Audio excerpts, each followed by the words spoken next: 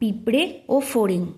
গ্রীষ্মের এক চমৎকার দিনে ঘাসফড়িং তার ভায়োলিনটি নিয়ে গান গাইছিল, নাচছিল আর মনের আনন্দে খেলা করছিল।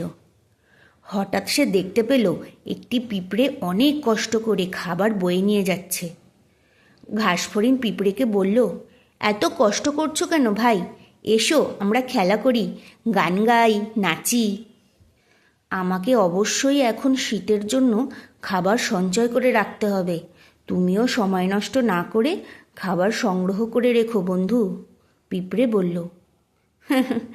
আরে শীতকাল আসতে এখনো অনেক দেরি, ওসব নিয়ে চিন্তা করো না, ঘাসফড়িং হাসতে হাসতে জবাব দিল। পিঁপড়ে কোনো কথা না বলে খাবার নিয়ে বাড়ির দিকে রওনা হয়ে গেল। গ্রীষ্ম শেষে শীত জাঁকিয়ে এসে বসল। ক্ষুধায় কাতর ঘাসফড়িং কাঁপতে কাঁপতে পিঁপড়ের বাড়ি গেল। আমায় কিছু খেতে দেবে ভাই? ঘাসফড়িং বলল পিঁপড়েকে। তুমি যদি সেদিন আমার কথা শুনতে তাহলে আজ তোমাকে আমার কাছে আসতে হতো না, আর ক্ষুধায় কষ্ট পেতে হতো না, পিঁপড়ে বলল এবং দরজা বন্ধ করে দিল। উপদেশ: বিপদের কথা ভেবে প্রস্তুতি নিয়ে রাখা বুদ্ধিমানের কাজ।